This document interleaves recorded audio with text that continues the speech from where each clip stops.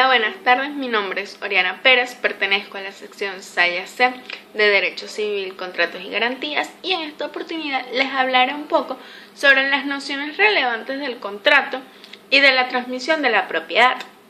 En este sentido, se puede decir que el contrato es una de las instituciones más antiguas del derecho. Se remonta al derecho romano. Para ellos, un contrato era la única forma de crear obligaciones, y para que un contrato se llevara a cabo era necesario cumplir con una serie de condiciones expresadas previamente. Sin embargo, con el transcurrir del tiempo, el rígido formalismo primitivo fue disminuyendo y evolucionando hasta llegar al concepto que se conoce en la actualidad. Asimismo, los romanos concebían a los contratos como figuras jurídicas que producían un vínculo con un contenido determinado, y solo esas figuras determinadas producían las acciones legales. Esto, con el pasar del tiempo, fue evolucionando y perfeccionándose. En la actualidad, un contrato no es más que un acuerdo de voluntades donde dos o más partes se comprometen voluntariamente a adquirir una serie de obligaciones o responsabilidades en busca de algún beneficio. De igual manera, dando un paso por la evolución de su concepto, podemos decir que con el surgimiento del contrato real es una prueba más de esta evolución, ya que cuando se admite la simple entrega de la cosa para perfeccionarlo en lugar de las complicadas formalidades primitivas de la edad romana. Entrando en materia, un contrato es una convención entre dos o más personas para constituir, reglar, transmitir, modificar o extinguir cualquier vínculo jurídico. El contrato cuenta con elementos esenciales que hacen que éste tenga validez. Esos elementos son la capacidad de las partes, ya que no todas las personas pueden contratar.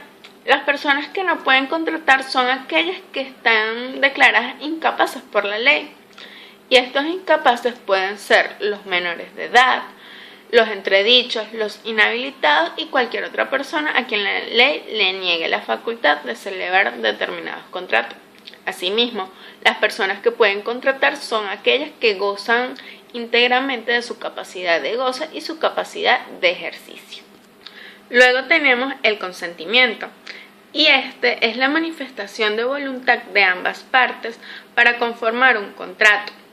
Luego tenemos el objeto, es en donde se versa el contrato, es decir, el objeto al que se refiere. Se puede notar una perspectiva de este material y una perspectiva jurídica. Luego tenemos lo que es la causa, es la razón de ser del contrato. Cabe destacar que se presume sus intenciones, mas no se encuentra especificada en un contrato. Cabe destacar que existen diversos tipos de contratos también. Estos se pueden clasificar según su forma y según la intención de los mismos. Estos contratos pueden ser contratos escritos y verbales. Los primeros son los que se encuentran plasmados en algún documento, mientras que los contratos verbales, como su nombre lo indica, se forman a través de la palabra. Luego tenemos los contratos a tiempo determinado y a tiempo indeterminado. Los contratos a tiempo determinado se establecen dentro de una fecha o un lazo preestablecido con anterioridad entre las partes, mientras que los contratos a tiempo indeterminado se suscriben sin tener una fecha establecida con anterioridad. También tenemos lo que son los contratos gratuitos y los contratos onerosos. Los contratos gratuitos son cuando una de las partes se obliga y la otra parte aprovecha. Un ejemplo de esto es la donación.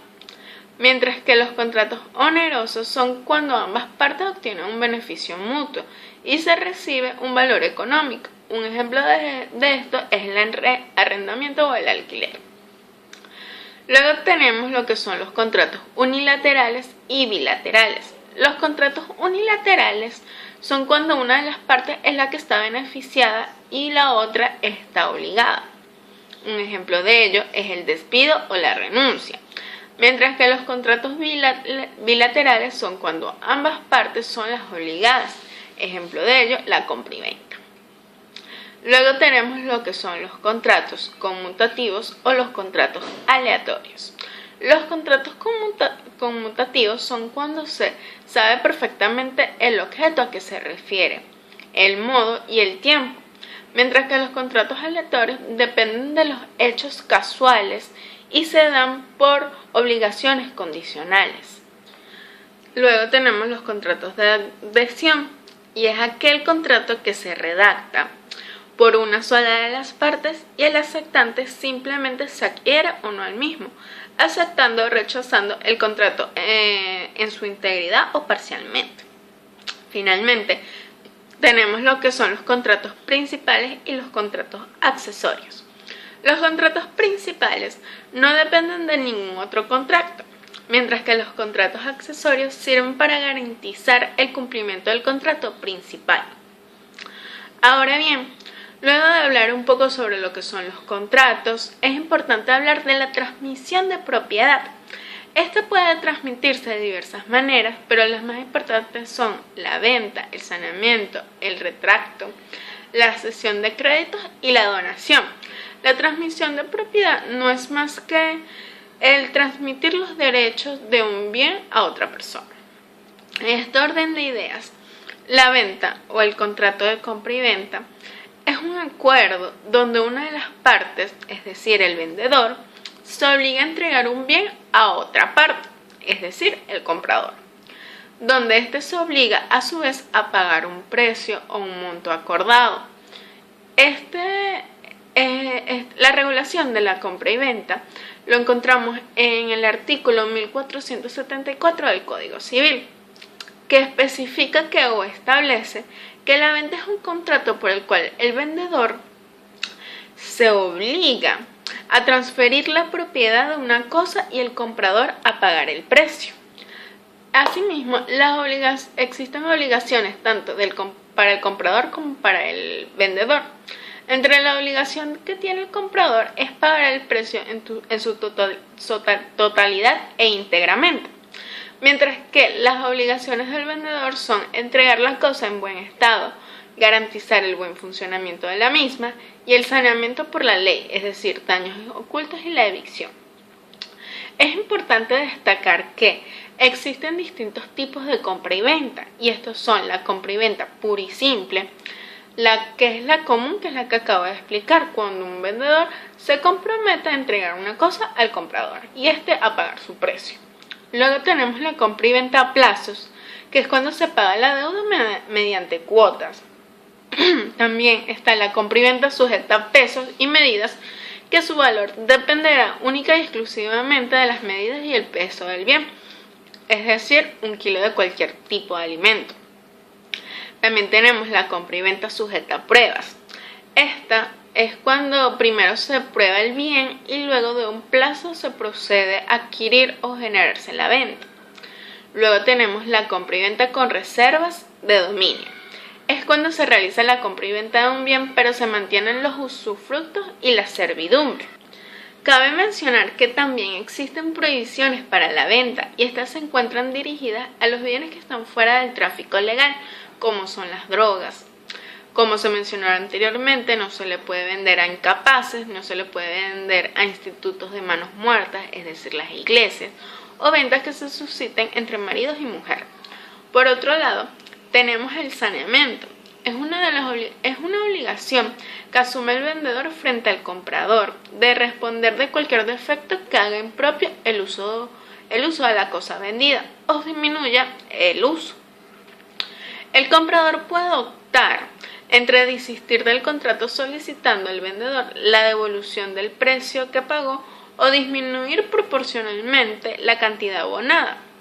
El saneamiento puede dividirse por evicción o por hecho propio.